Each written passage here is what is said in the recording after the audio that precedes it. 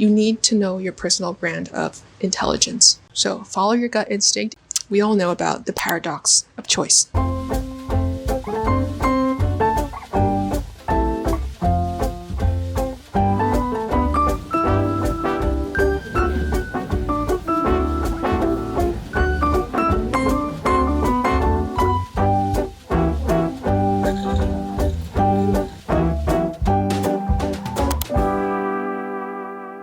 Hey guys, welcome back to my channel. If you're new here, hi, my name is Emma, and today we're going to talk about how to stay consistent in your language learning routine. Actually, today we're going to be answering one of the questions that you guys send in. This is a question from Sayed_30. Salut, I am trying to learn the language by myself. It is quite difficult for me, although I picked up a decent amount of vocab for a beginner. I am not at all confident with my progress and I fall out of my routine pretty quickly. It could be great if you could also make a detailed video on how you curated your routine and stayed consistent. Would love to actually learn your methods to include in my routine. A video on how you prep yourself before you dive into a study session, and importantly, how you fixate yourself with one resource or two without letting distraction come in. You seem calm about it and I want to reach that level, Barry. Lots of love. First of all, Sayed, thank you for sending in your question. What I'm understanding is that you're currently trying to learn French. However, your routine is not really working for you right now, which is why you're kind of falling out of it and losing motivation and not seeing progress because of it. So how could we address this? Personally, I think we can break it down into 3 parts, or a trifecta of factors, if you will, that can help you improve upon this situation. And those factors are mindset, focus, and the actual methods that you're utilizing in your language learning routine. TLDR, know your personal brand of intelligence and cater to it. When I was younger, I used to think that there are people who have more of a knack for languages than others.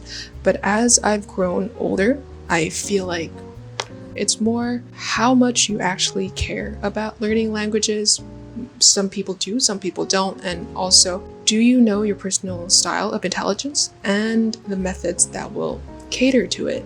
Each of us has a different way in which we learn languages, in which we absorb information and we process information. And if you just pick someone else's routine and apply it to yourself, as is, with no tweaking, no adjustments to your own personal study style, chances are it may not be very effective for you. For example, I have a group of 2 best friends from primary school, and between the 3 of us, we do have a decent amount of languages spoken. It just kind of happened, but I would say that both my friends are very intelligent in their own way, specifically in their ability to pick up language. So one of my friends, her name is Annie, she is the type of person who, if you put her in a native environment for about 3 to 4 months, and if that's a language she's actively trying to learn, she can get fluent very quickly just through immersion. However, our other best friend, Shua, is the complete opposite. Like, Shua enjoys learning grammar and the way things are structured, the rules behind the language before she actually wants to learn the vocab itself. So now whenever she learns a new language, she always tells her tutor to teach her the grammar first. No vocab, just grammar. I am someone who's in between the 2 of them, so I like to be given a lot of sample sentences so that my brain recognizes certain grammar patterns, and then afterwards I like to be told the grammar pattern itself so that I can solidify the whole thing inside my mind. So, as you could imagine, if we taught Shua the way Annie is taught, which is just pure immersion, it would not work for her. And likewise, if we taught Annie grammar first without letting her get in contact with any native material at all, she would not make any progress either. And now that I know my personal brand of intelligence, I know that I need a lot of sample sentences and then some grammar at the end. I make sure to tell my tutor that whenever we're learning together. But then again, you may need a different approach when you learn different languages. For instance, when I learn Chinese, the sentence structure is pretty similar to that of Vietnamese, so I go predominantly with sample sentences to help me understand the grammar and be able to use it myself. However, with Korean, because the sentence structure is completely flipped, to me at first it was very counterintuitive. I needed to be taught the grammar alongside the vocab. So if you see someone's routine online, I would encourage you to try it, but also you need to be proactive in tweaking it here and there to make it really work for you. And today I'm whispering because I'm actually in a local cafe and there are people in the back of the room, so I'm just trying to keep this peace inside this cafe for now.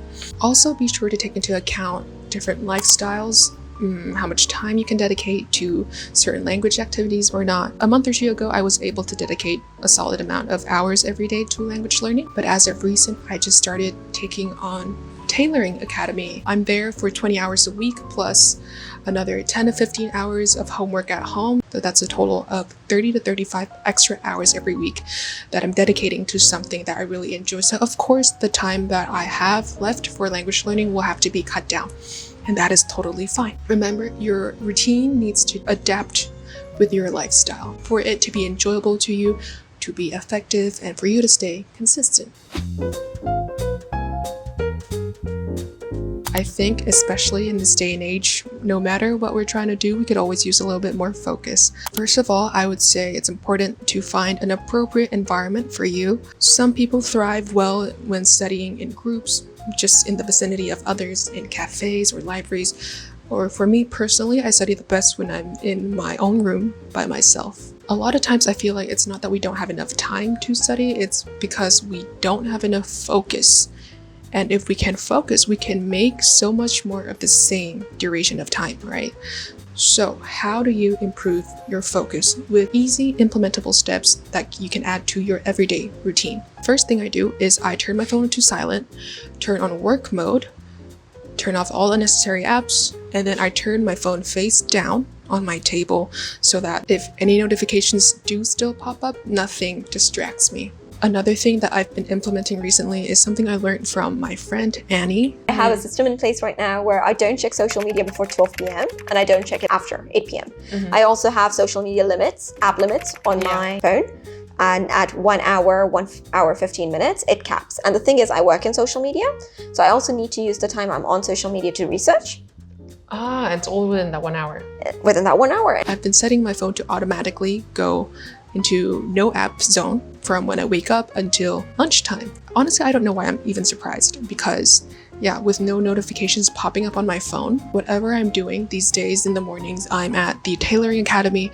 I can just really enjoy the process and be present there to make the most out of it. And after 12, you can totally go back on social media and do whatever you need to do. I've just found that just those 4 to 5 solid hours of no distractions in the morning actually sets you up for the rest of your day, even if you do turn your social media app back on, and you will see your ability to focus improve not only in your language learning endeavors, but also in other aspects of your life as well. This could be a little TMI, like when you go into the bathroom, try to not bring your phone with you. Just that 1 or 2 minutes of just nothingness actually helps you and you save a lot of time in the bathroom, which is, I guess, more of a personal reminder than anything. But yes, focus is extremely important. I cannot stress enough how important it is for anything that you're trying to do. So just take baby steps, turn off your social media for a couple hours in the morning. You can check it a little bit if you must before the day starts, and you'll see your ability to focus shift dramatically.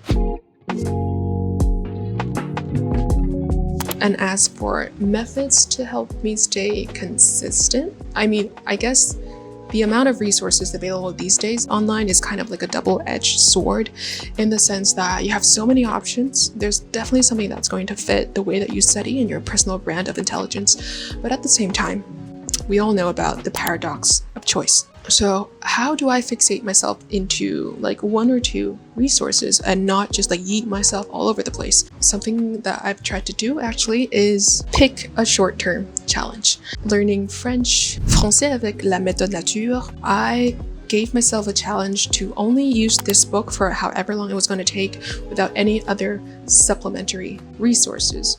And while yes, I was trying to recreate as exact of an experiment as I possibly could, the second part was also because I knew that I could get overwhelmed by a lot of resources, so I chose to give myself a challenge with sticking to just one. You could do it like a 2-week challenge for one resource, and if you like it, you can continue this challenge. If not, you can totally switch. In a way, it gives me a sense of peace.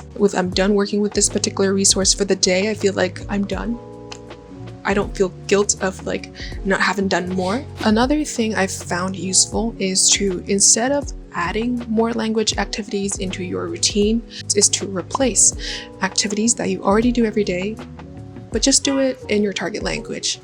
For instance, I usually have a to-do list on any given day, and before I used to write it in English or Vietnamese, but now I try to write it in French. If you find that to be a little bit difficult, you could also start off writing your to-do list in the language that you're already fluent in, and then translate it into French. I've been journaling in French. The key that has helped this be consistent for me is actually to journal at the rate that I normally journal at, which is once every 3 to 5 to 6 days, a week even sometimes, and to not force myself to write it every single day just because I'm learning a language. And honestly, I've been using translators to help me out a little bit because I don't always necessarily know how to express my thoughts in my target language, but I found that slowly but surely I've been able to create those sentences a little bit more naturally as time goes on, come up with half a sentence, 3/4 of a sentence on my own, and then I'll need like a little bit of help from the translator for the last quarter of that sentence. So baby steps, but progress nonetheless, and I'll take that as a win. Something else that I have done is to speak aloud to myself. I don't set aside time to do this, but I do it whenever I feel like it. For instance, when I go brush my teeth, maybe when I'm standing in front of the mirror, suddenly I have the urge to talk about my day and how it went and what happened. And then I start speaking to myself, or I start telling my reflection of how my day went, but in my target language. And although it can be a little bit repetitive, I don't know, it just feels good when you're able to express what you think, even if it's just the daily simple stuff. And again, I don't do this every day. I just do it whenever I have the urge for it, because I feel like as soon as I put too much structure in my routine, I'm the first one to freak out, honestly. Some things that I've found have worked for others, but not for me yet, is like, let's say, watching documentaries or movies to pick up language, or just massive amounts of comprehensible input. I just feel like it doesn't really fit my lifestyle. I don't feel like dedicating 2 hours every day to just listening to my target language. I just find other ways that are intriguing to me instead. If you're feeling a little discouraged, a little let down, there may be a reason for it, and I hope that you don't stop searching for methods that work for you because of it, because you never know where this might lead you. Like, for example, for me with Korean, I had a tutor for a while and I made a little bit of progress, but ultimately our schedules didn't line up, so I continued studying Korean on my own. And I didn't find a method that stuck with me, but somehow, like, deep down, I knew that I needed to keep on looking and not be discouraged, because I knew that I had the ability to learn language. It's just that I have not found an approach that worked specifically for me. So I kept on looking and I kept on looking, and then I found a method of working with podcasts and I stuck to it, and that led me to posting my first YouTube video. So had I given up early on after I stopped learning with my tutor, then I suppose I wouldn't be sitting here right now chatting to you guys. So follow your gut instinct. If you know for sure, for real, that this target language is something that you want to take on, I would highly encourage you to keep on searching, tweak things here and there, train your focus a little bit more, know that you have the ability to study languages, and know that every little step counts. Every win is a win, no matter how big or small. Okay, I'll let you in on a little secret. I made this shirt myself. This cuff is the same fabric as this collar, and it's the same fabric as this headband. At the end of the day, I've found that languages have really helped open up my world, not only in the amount of content or resources that I now have access to, but also in terms of all the people I meet through these languages, mostly through this YouTube comment section. So anyways, guys, thank you so much for coming along for the ride. Thank you so much for watching this video. If you have any other questions that you want us to tackle together, be sure to let me know in the comments down below. You guys have a wonderful week, and I'll see you in the next video. Bye.